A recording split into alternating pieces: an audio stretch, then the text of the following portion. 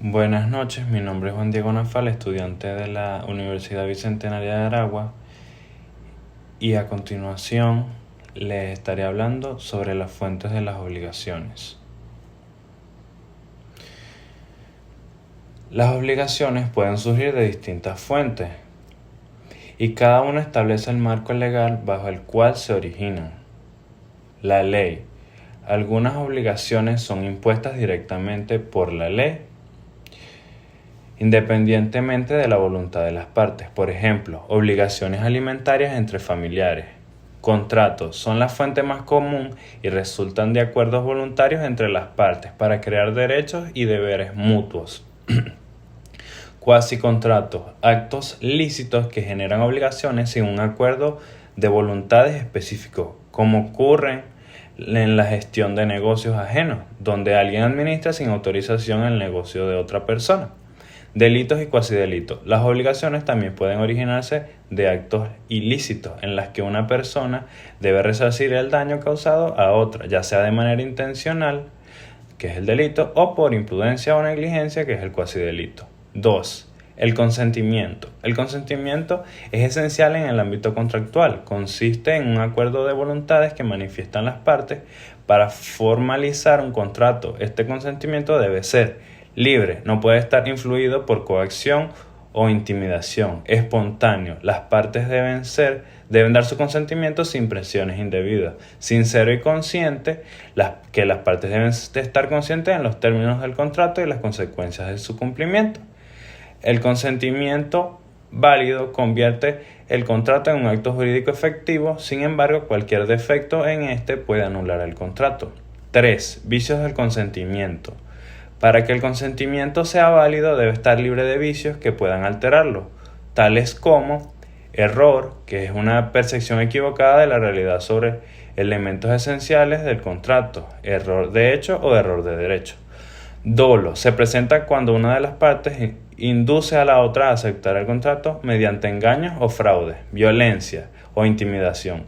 Se da cuando una de las partes se ve forzada a dar su consentimiento bajo amenazas físicas o psicológicas. Si cualquiera de estos vicios está presente, el contrato puede considerarse nulo o anulable, dependiendo de la gravedad. 4. Capacidad de las partes contractantes. En derecho civil, la capacidad de las partes para contratar es fundamental. Existen restricciones de capacidad que pueden afectar la validez de un contrato. Para que las partes sean consideradas capaces deben ser mayores de edad, son los mayores de edad que los que pueden celebrar contratos sin autorización, estar en pleno uso de sus facultades mentales. Las personas interdictas por razones de salud mental están limitadas a esa capacidad, no estar sujetos a interdicciones. Las personas con ciertas limitaciones legales o judiciales no pueden celebrar ciertos tipos de contratos. 5. Objeto y causa de la obligación del contrato. Objeto se refiere a la prestación o al compromiso que asume cada una de las partes dentro del contrato para que el contrato sea válido. No puede ser contrario a la ley o a la moral. Debe ser posible, que no puede ser un acto imposible de realizar. Determinable, el objeto debe ser claro y específico para evitar ambigüedades.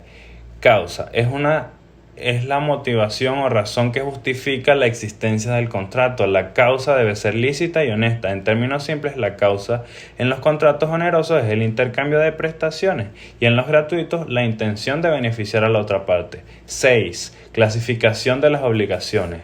La clasificación de las obligaciones permite identificar las características y modalidades a las que están sujetas.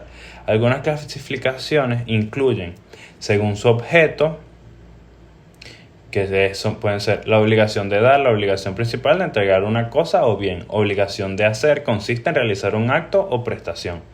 Obligación de no hacer implica abstenerse de la realización de una acción determinada. Modalidades del contrato. Condicionales, su cumplimiento depende de un evento futuro e incierto, a plazo, que la obligación se cumple en un plazo determinado.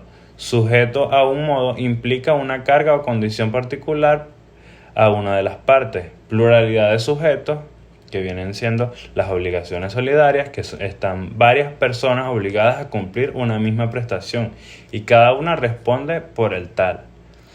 Obligaciones mancomunadas, que cada deudor solo está obligado a su parte proporcional de la deuda total. Obligaciones divisibles e indivisibles, según la prestación puede ser dividida entre las partes sin alterar su naturaleza.